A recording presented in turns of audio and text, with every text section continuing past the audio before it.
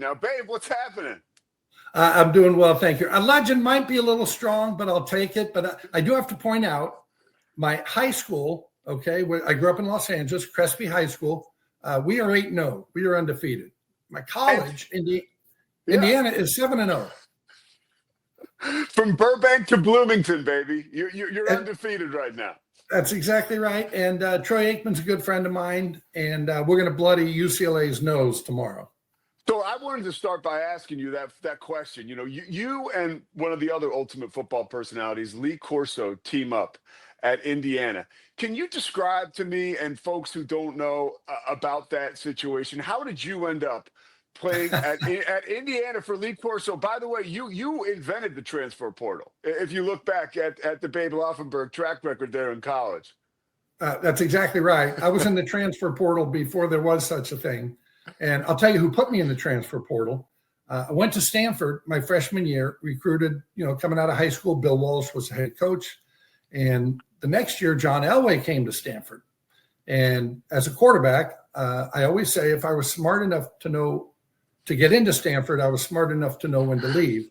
And when Elway came to campus and, was throwing a 50-yard out pretty much on the line, that ball never left 6 feet in height, I said, okay, maybe time for the Bambino to transfer. So, I took a little circuitous route. Back in those days, so USC was my second choice coming out of high school. In those days, you had to sit out 2 years if you transferred within the conference, and you could not be on scholarship. So it was pretty penal. So anyway, went to junior college so that I could play. So played in junior college. Lee Corso came out and recruited me there, and the rest is history. So you had a great time playing for Coach Corso. We still keep in touch. We talk every couple of weeks. He's great, just what you see on TV. Although we'll tell you this, when he was coaching, all those cute sayings that he has now, he would use them, but they were not meant in the same vein. He would talk about, with the whole not so fast, my friend. Excuse me. He would talk about, hey, if you think we're going to go up to Ann Arbor, Michigan, we're just going to lay our jocks on the field, and we're going to just go out and be not so fast, my friend. And he put an F-bomb in before the not so effing fast, my friend. So now it's all cute, right? He's got the Ticonderoga pencil and not so fast, my friend. Let me just tell you, I love that now, and everybody loves the not so fast, my friend. Oh, boy, did it wear me out when you were playing for him. He wasn't as cute and as cuddly. No.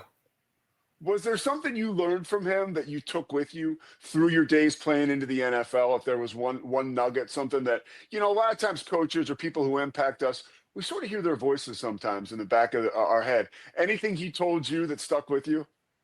There were a number of things, but I'd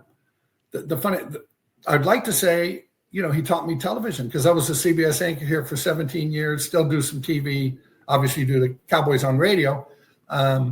But I always tell him when I'd see him, I say, hey, Coach, you're lucky. So he got fired after my senior year. But I said, Coach, you're lucky, I wasn't a better player. Because if I were a better player, you'd still be coaching. You'd be working twice as hard. You'd be making half the money. And everybody hates you as a head coach. I said, look, you're on TV now. I said, everybody loves you. You make twice the money and you work half the time.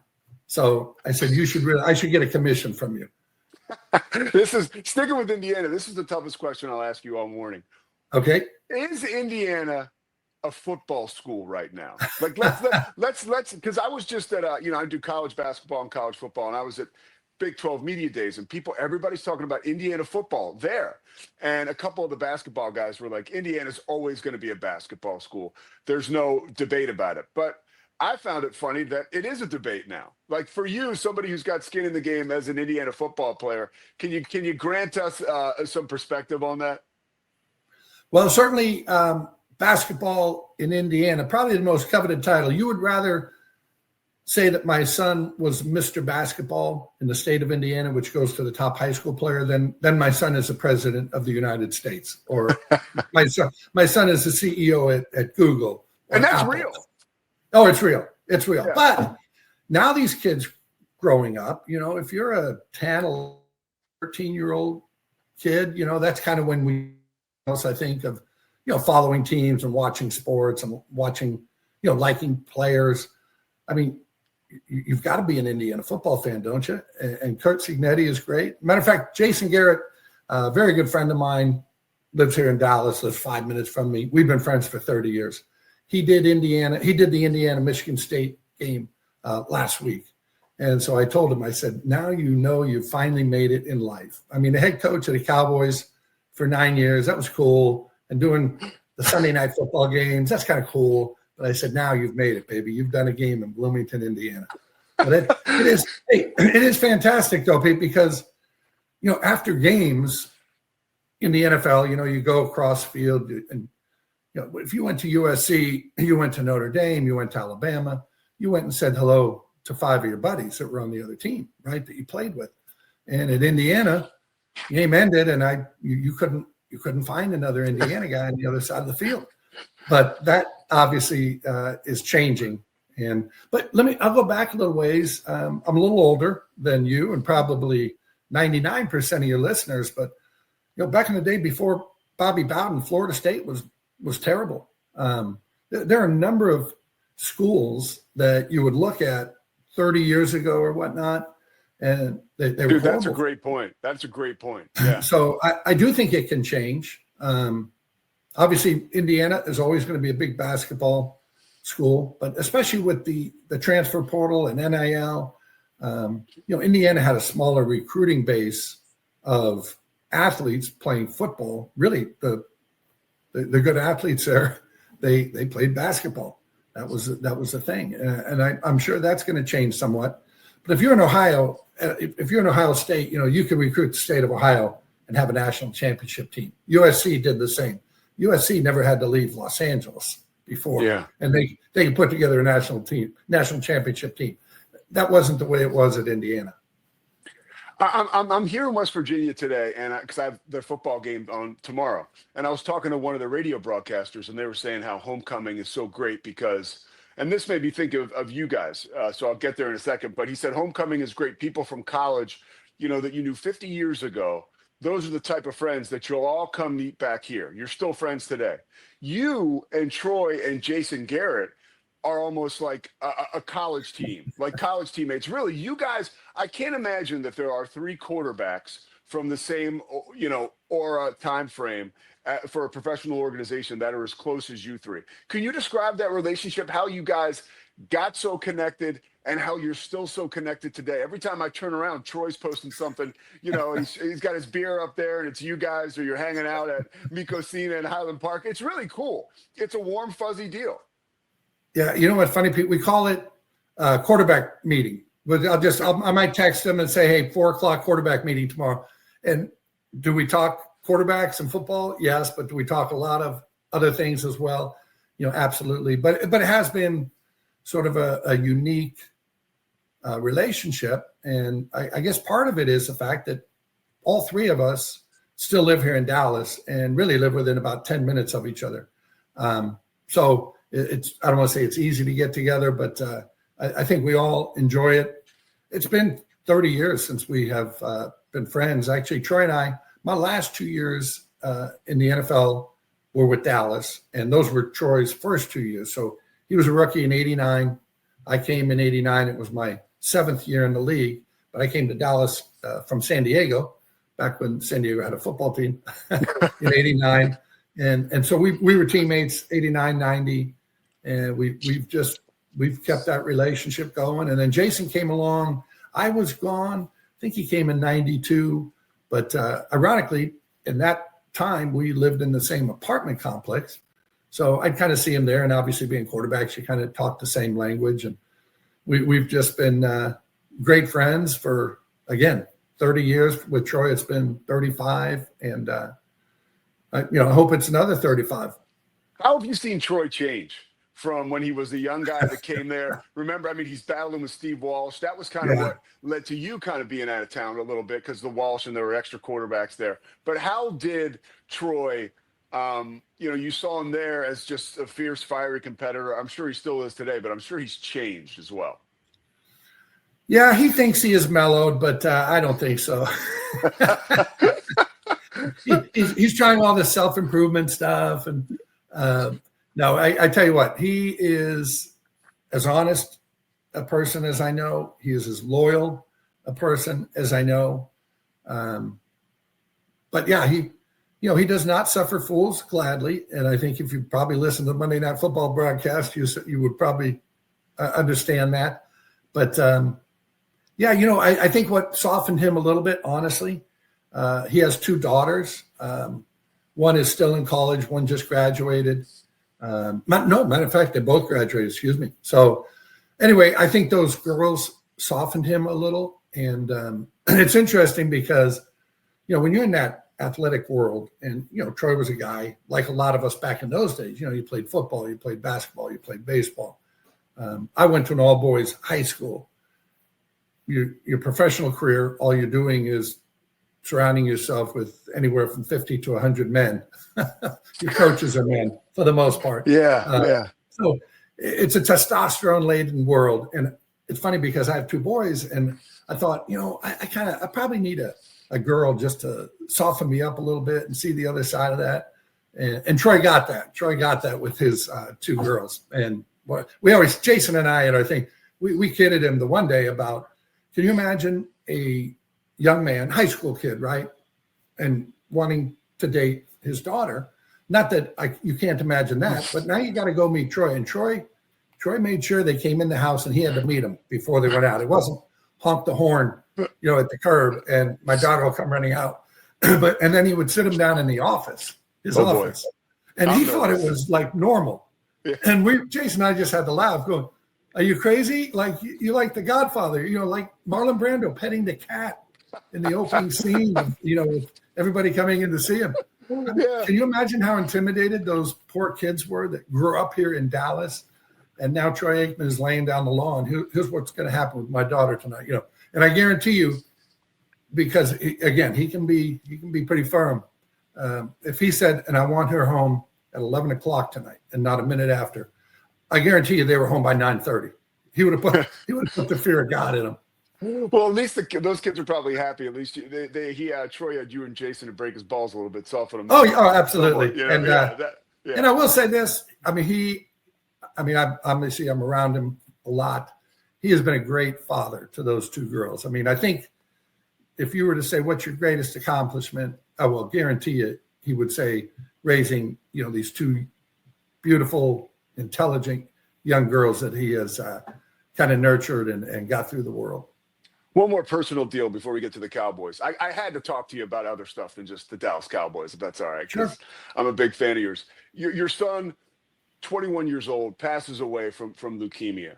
You do an amazing job of keeping his memory alive, but at the same time, there's a zest for life that you still have, that you share as almost part of him with the rest of the world. I lost my brother 2 years ago to cancer at 50 years old. It happened so fast.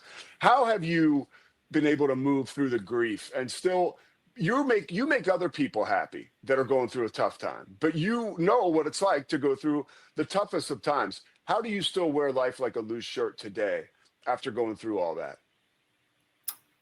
It's a good question because anybody, and first off, sorry about the loss of your brother. Doesn't matter how old they are. They're not supposed to go at that age, right? My son was diagnosed at 19. Luke kind of beat it. He got a very rare and aggressive form of cancer. It's called Burkitt lymphoma or Burkitt leukemia. And it was the odds were against him getting through the first round of his disease. He got out the backside. He was back playing football at UTEP.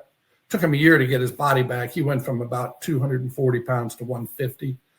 If you can imagine what that looks like. But I've never seen a kid work harder. And it's funny, when you lose a child, I always tell people, I won't live long enough to get over it. You try to get through it every day, and every day you just put one foot in front of the other. It's funny because there are days you don't want to see tomorrow. It is that it guts you that much. And we always know inherently. I never had I've got 5 brothers and sisters, friends, never had anyone that I knew well lose a child. And inherently, boy, it's the worst thing that could happen to you.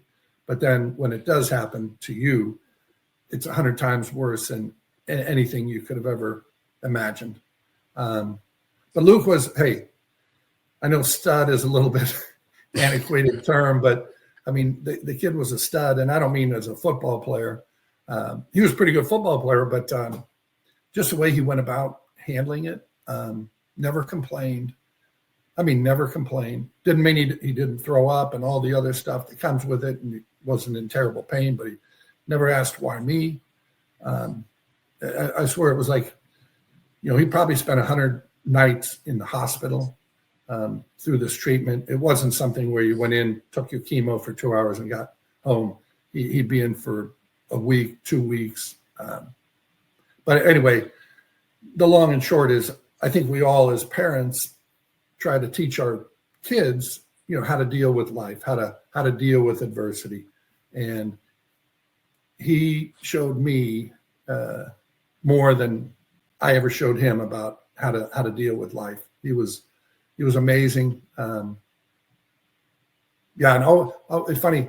Pete always had a smile on his face. I look at the photos or I'll send somebody a photo or whatever it is. Didn't matter whether he was playing football with his buddies, in the hospital with a dog. Every photo, you hardly can find a photo without him with a big old smile on his face. It was almost like he knew something about life that we didn't, because the way he went through it. One of his favorite words, Pete, by the way, was amazing. He said, hey, we all say, hey, how was dinner? Yeah, it was okay. I'd say, look, how was dinner? Oh, Daddy, amazing. Hey, how was the movie? Oh, Daddy, amazing. Everything was amazing. I think we should go through life. When I finish this show, somebody's gonna ask me, how was it going on the Pete Sousa show? And I'm gonna say, amazing. Thank you.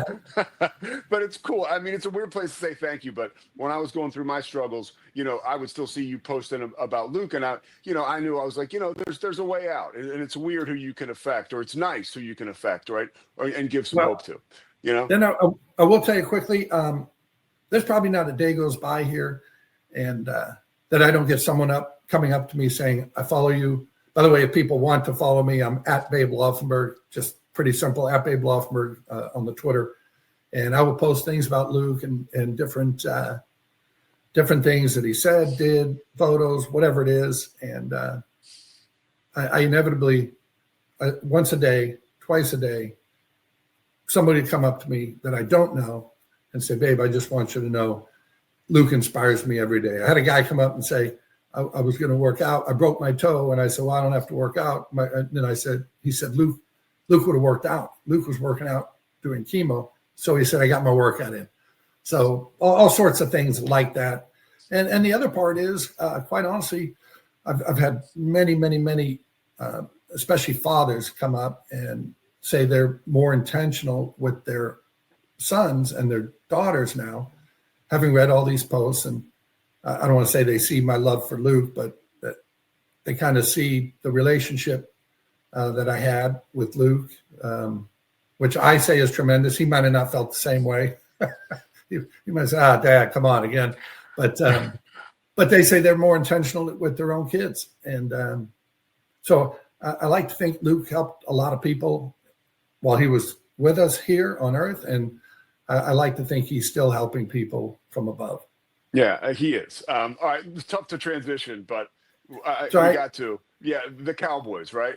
Can they? Here's my question for you, because they're better than I think people gave them credit for before the season, and now we're starting to see that, right?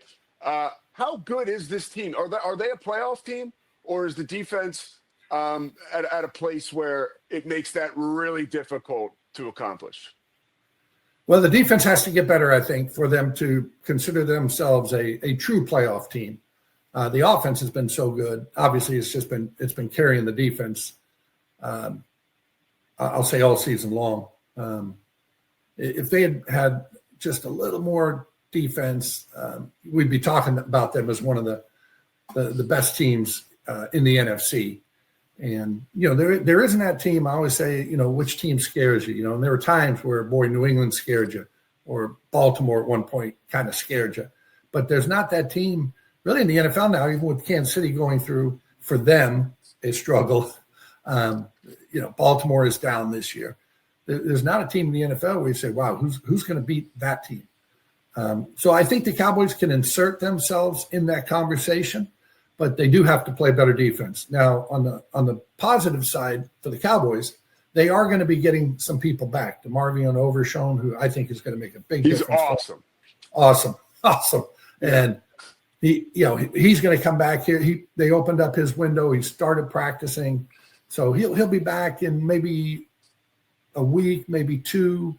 That's going to help them. They've got other guys. I won't go through the whole laundry list of players, but injured players on defense that will be coming back. So, a lot of teams, they lose their players and they lose them for the season. Washington last week, Dorrance Armstrong, he had a knee injury in the Cowboys game. He's done for the season. So you do get a little bit of a sense that the cavalry is coming for the Cowboys on defense. And it has to be, because let me just say, there's no way that they can sustain this offensive production. I mean, they are good.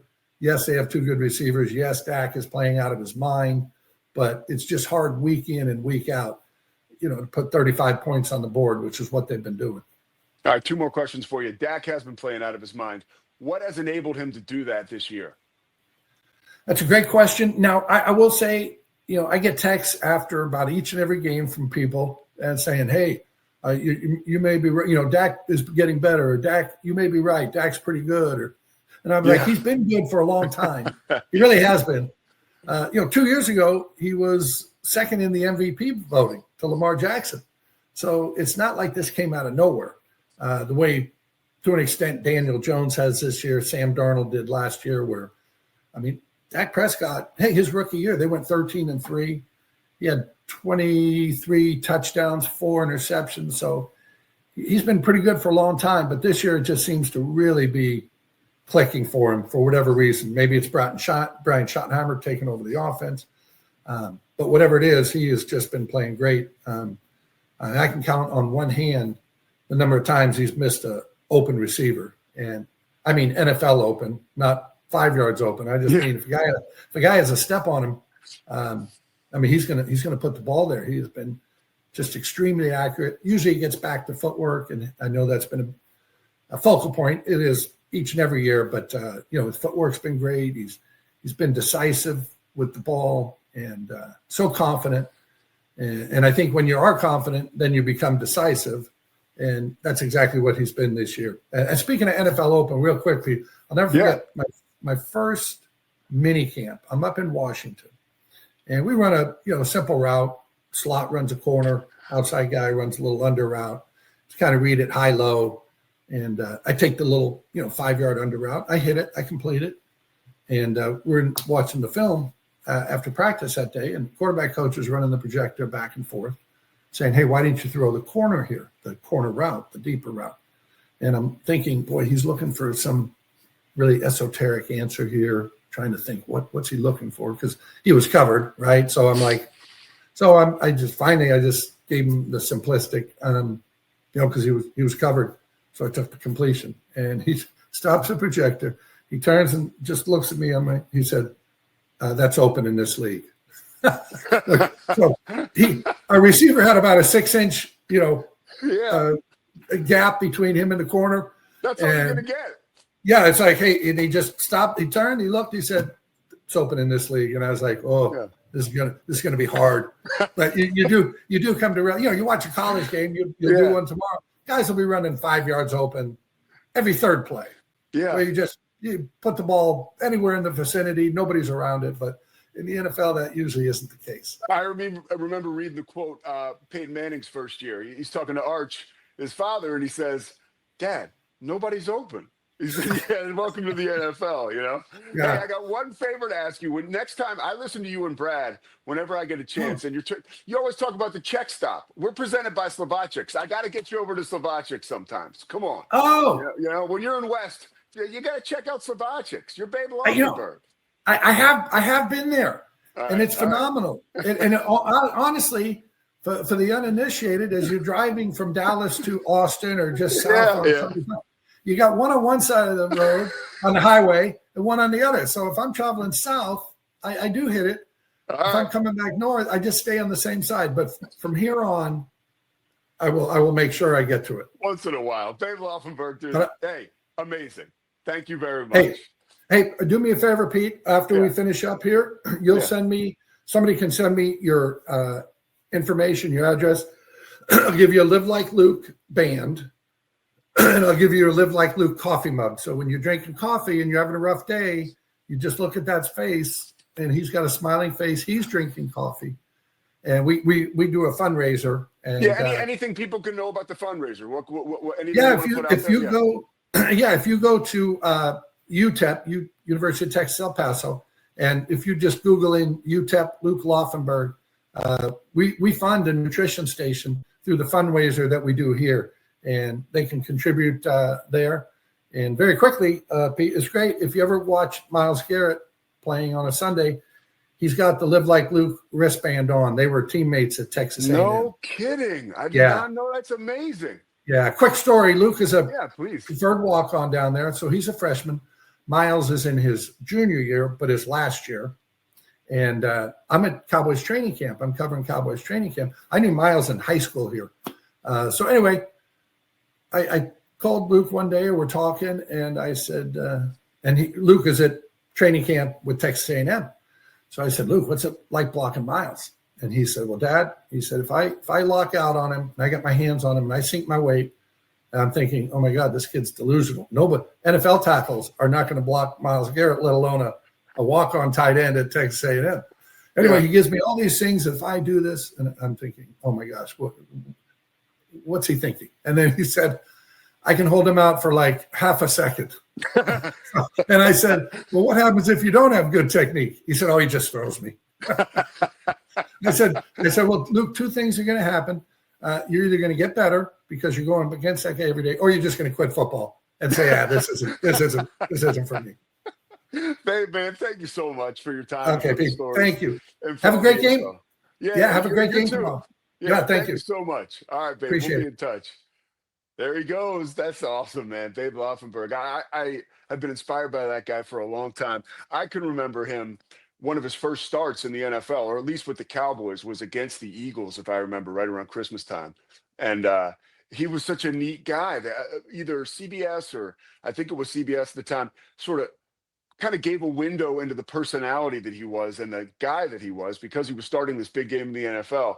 And I was an instant fan, an Eagles kid, an instant fan at 10 years old. And it's cool to chat with him a little bit because you hear amazing stuff, and clearly he's even better in person. All right, that was Babe Laufenberg. We're done for the rest of the week. We'll be back on Monday.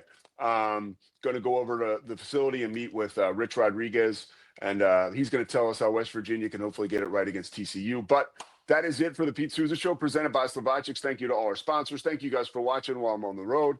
Please like and subscribe. And thanks, everybody. Have an amazing weekend.